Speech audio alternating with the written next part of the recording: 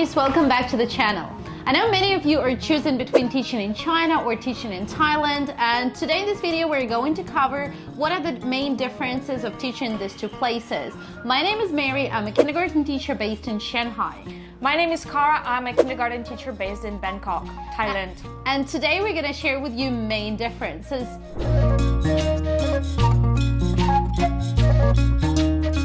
Probably the biggest difference is salary.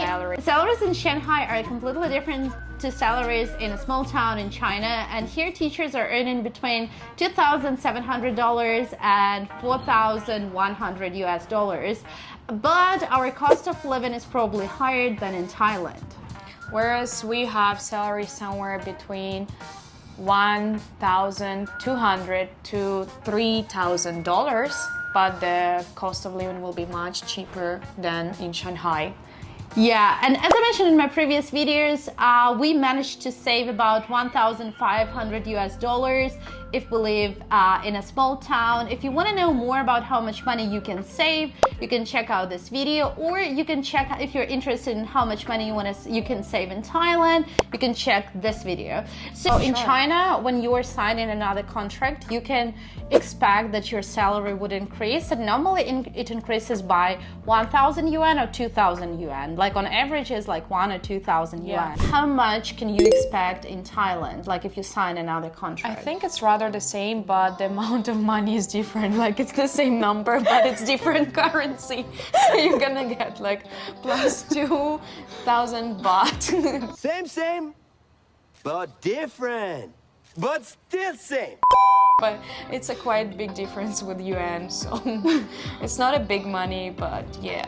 But you're gonna have like some travel allowance probably, like you can go back home, or you're gonna have, we have like some kind of a provident fund that like they take from your salary, but then if you sign another contract, you're gonna get like more money, like the number increases. So that you're gonna get like not the bigger salary maybe, but you're gonna get like more bonuses. Okay, that sounds good. Our working hours here in Shanghai in kindergarten are from 8 o'clock till 4:30 in the afternoon, and we never work overtime. For me, we start at 7 and we finish at 3. We don't have any breaks, but we finish earlier. Okay, we do have a break from 12 till 3 o'clock, and this is our preparation time when we have to prepare for our classes. But luckily now we have a lot of technology and it doesn't take long to prepare for your classes. So basically the 3 hours you can do whatever you want. Sometimes I record my YouTube videos, sometimes I'm preparing for my business English classes. So I have plenty of free time which I can spend the way I want to spend. For me, I have 3 periods where I can also spend on preparation, but it's not like 3 hours something. It's just like you just follow your schedule. You have your free time, you know it, and then you can do whatever you want to, but it's probably a little shorter than yours. How many classes do you teach in one day? The maximum is 5, but it's like 30 minutes, so it's what, like two and a half teaching hours a day, and then sometimes it can be 2, so it's only like 1 hour teaching. In my case, minimum that I teach on Monday and Friday is 1 hour per day plus circle time, but my kids come too late, so we almost never have circle time. We have it on the schedule, but in fact we don't do it.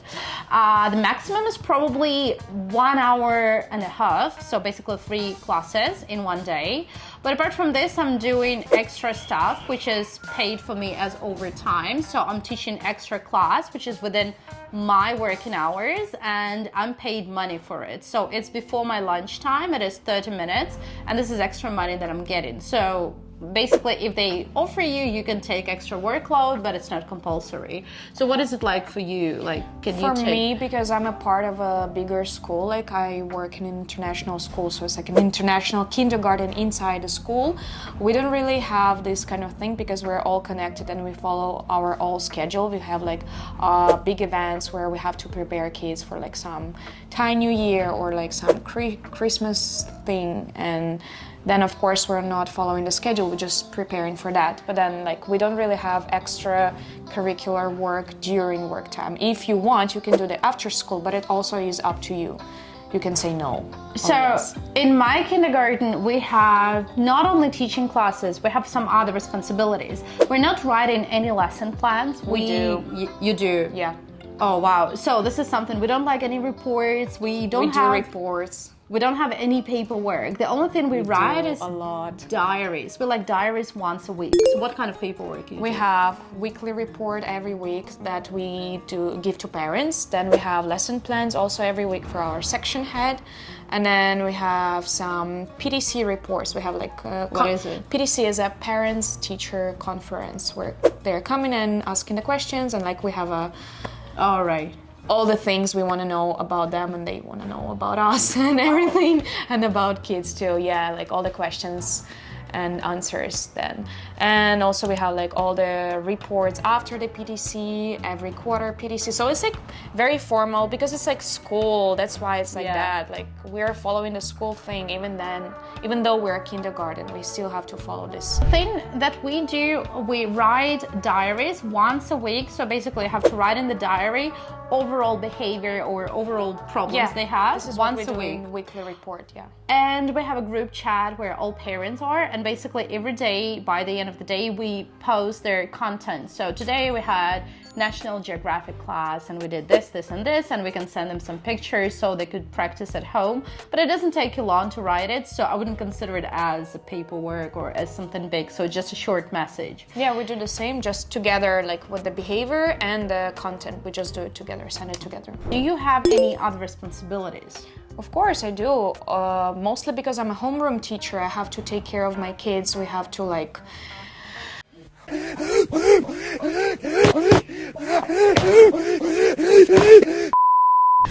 watch them during the playtime. If we go to a playroom or we go outside, of course I'm there to play with them. We have some events, like if they're participating in a school event, we have to teach them how to speak, or like learn a sentence they have to say, So a dance. prepare them, like right, yeah, like for mostly practice. And then of course we are to talk to parents every day because it's like the most important thing. I think it's the most difficult and the most important thing to have a good relationship with a parent, because if they like you, it doesn't matter what's gonna happen during the day. If your kid bumped their head, but parents know that you're like a responsible teacher and will always give them a feedback, they will be okay. But then if not, then there will be a problem. So How many kids do you have in your class? I don't have a lot. I have only 12 kids, and I have a nanny and a TA. It's a teacher So assistant. there are 3 of you. 3 adults, 12 kids. For me, it's 6 kids, 4 adults.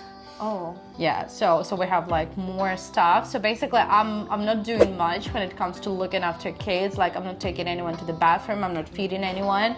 I'm not doing that either. Yeah, I'm not changing their shoes. So the only thing I'm doing is like teaching, and I'm in charge of classroom sometimes. So we have board outside of the classroom, and every season, which is like once in 3 months, I'm in charge of decorating that board. A lot of teachers find it annoying. I find it kind of cool because it's pretty exciting, and sometimes they may ask to change some like decorations in the classroom, but most of the time it is responsibility of Chinese teacher, but sometimes they may ask you to do it as well. So what's it For like us, for we you? have a bulletin board outside too, even 2 or 3. So what I do is I have an idea what I want to do, but I ask my teacher to help me out because I don't really like cut out things and do. I like to create things. Like I can print out something I want, or like do something like as an example, but then I will ask her to decorate it. And also we have like a common bulletin board that teachers have to, like, because we have many classes on the floor, so each class will take a turn and decorating that one. So I'll probably more help than do, but then I will be the one who creates the idea, and they will Alright. follow my idea. Another thing that we're doing that is not related to teaching, we have once a month, we have a birthday party, and this is when we are celebrating birthdays of all kids who had like birthday this month. And this is something that is really big because you have not only to decorate the venue, which could be inside or outside, you have to order everything, you have to think what you're gonna do, and then you need to organize games and activities for the whole school, for every single class. And this is pretty intense because it takes a lot of time. It takes a lot of time to make decorations, order props, and host this thing. It's not only you're together with a Chinese teacher, but it still like takes up a lot of space. I've been working in my school for almost 9 months now, and I've done it only once. But probably it's because my workload is pretty big because I'm doing a lot of extra stuff. If I didn't do it, I would have done it like twice already or 3 times. So it's pretty often that you have to do it. So do you have to do something like this? For us, we don't really have this thing. If it's a birthday, a parent just brings a cake, and we are to take pictures, to take videos like of the celebration and stuff, but not really a party. But we do host the events because we have like, I don't know, Father's Day, Mother's Day, Christmas, Songkran, Thai New Year. We do as well. Like Kraton. So teachers have to take a turn in emceeing this thing. So we have to like write a script, take care of parents that want to stand up and take a picture of their kids. So like we ask them to sit in their places. Then we have to like just control all the thing, but it's more. Yeah, it's like a part of teaching. You have to do that too, but you never know when it's outside of your teaching, like outside of the classroom. It's outside of the classroom, yeah, but it's also during work hours. Okay. But there is like a K3 graduation because we have K1, K2, K3, right. And then grade 1 until 12. And so K3 teachers also have graduation, so it's on a Sunday. And it's you have to work on Sunday. Yeah, if you're MC and you have to work on Sunday, and teachers too. We do have marketing activities, and most marketing activities are on the weekend. But this is something that you are paid for, so it's not considered as overtime. They give you the money, and but you can say no. Basically, you can say no, but it's better not to say no. Otherwise, you'll ruin your relationship with management, which you don't want to do, right? So most of the time, you'll say yes. We just have a photographer and a videographer and like a PR team that do everything. We're not included, but they sometimes can come like to your classroom and take a video or photo or ask you to participate. But it's like also during your work time, and it's not really a marketing because you're like inside the school, you're not going out. So would you say that what's this? A heart. So would you say that my workload is bigger than yours? Or would you say that your workload is bigger? Based on what we just discussed. I don't know, I think maybe mine is a bit bigger, but comparing to other teachers in my school, mine is like the least. Right. So other teachers, maybe they have more responsibilities. They have not responsibilities, they have more teaching hours than me because I have the least ever in school. Same for me. I have like, I don't know, 8 hours a week. Yeah. Like all together, where others have like 30. That's crazy. It's like a very big difference. Yeah, this kindergarten is easier at that point. But you have to be more like emotionally involved with kids. You have to like physically take care of them. So it's like not always about teaching, but it's also about like taking care of them and teaching them life. And would you say that you have a good work-life balance? So. No, I don't know. I think because of it, like because of the climate, it's very hot in Thailand. So I feel more stressed about going out or something because I feel like very tired. And after school, I just want to go home and sleep at some point. So I don't have energy to do anything else. Like some people can exercise or like go out or like even teach more, but for me, I'm like very, very tired. Probably mostly because of the age of the kids, because they're really young and like they take more energy, and also because of the climate. I think if I had the same situation here, I think it would be easier for me. Interesting. Well, I think I have a great work-life balance because I manage to like finish my work, then I come home, I teach my business English classes, I manage to go for my yoga class, I go to gym, I see my friends, and I would say in the winter it was a little bit more difficult because it was cold and most of the time I just wanted to stay home. But when the weather is good outside, I just love cycling, and I think I have plenty of free time here. So I do have a lot of time, but I just don't want to spend it. I just want to like chill. Sabay. Yeah, maybe it's also related to the whole vibe because everyone is so chilled. Yeah, so everyone is chilled in Thailand, so like You don't need to do anything. Because people like expats who live in Shanghai, they are achievers. Most of them are. All people at my workplace, they wake up at 5 o'clock in the morning. They hit the gym. They're like, you know, they're so productive. They have their projects. Like one of my colleagues has a marketing agency. Another colleague is studying for her PGCE. Like they are all doing something. We all are doing something. And I think it's also like very, it shows that this job is not draining all your energy. You actually have energy to do something else outside of your work and have a rest. So I think in China we do have a great work-life balance. In your previous video like a year ago, you mentioned that very often when you are hired, they say that, oh, you had experience but not in China, this is why you're gonna get lower salary. Like sometimes they say it. And is it something to do with like that teachers who worked in Thailand, they know more than teachers who have never worked in Thailand? So what do you know that I don't know? And like, what is the cultural difference? I think it is about cultural difference, not really about experience, because of course you can always adapt, you know, like even if you worked somewhere in Asia, you probably know more than people that didn't work in Asia, but still there is some cultural differences. For example, in Thailand, you're not supposed to touch anything with your legs, like to show with your leg on something, like with your feet or leg on something, So especially on kids. right? Yeah, especially on kids, because it's like rude. Also, you're not supposed to touch their heads because it's like a sacred place and you shouldn't disturb it. Also, you have to know the vibe. You have to like greet everyone like with this. Like this? Yeah, you have to be like sawadika, very nice. You always like have to bow a little bit. It's it has to be like this, especially to older people or like your boss or manager. You always have to be nice and always have to be ready to say good morning or good afternoon or anything you want, and always have to say thank you too. So it's like a very big thing because Thai people are so nice and respectful. Yeah, this is the word I was looking for.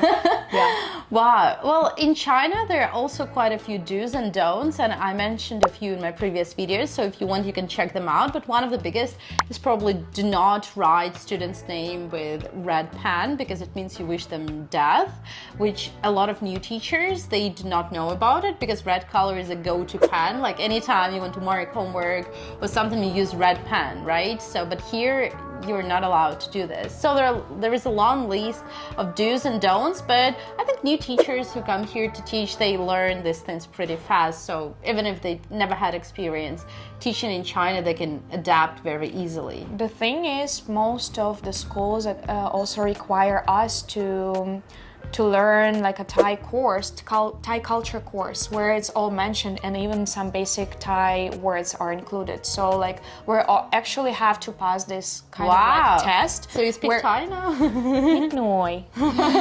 Yeah, but still like we have to learn about this respectful things, about the days. Also in Thailand there is like a lot of things about colors, that every day of the week is represented by the color, and it's also connected to king and the queen, and like you have to be respectful of the royal family. So it's like lots of respect thing that you have to know, otherwise you can accidentally disrespect someone. Yeah, and it's gonna be like a big consequences. Wow. Sounds like working in Thailand is a bit tricky. It's not tricky, it's just like you cannot be not nice. That's the thing. You cannot be not nice. You cannot be aggressive. Thai people will not understand. So Thai is for nice people. Yes, only if you're nice, you can come to Thailand. What are the biggest difference? So probably the biggest difference is that in China you can earn more money. If you're new, you can easily fit in here, and China is friendlier for native speakers, but non-native speakers also can find their way around. They just have to fight a little bit for it.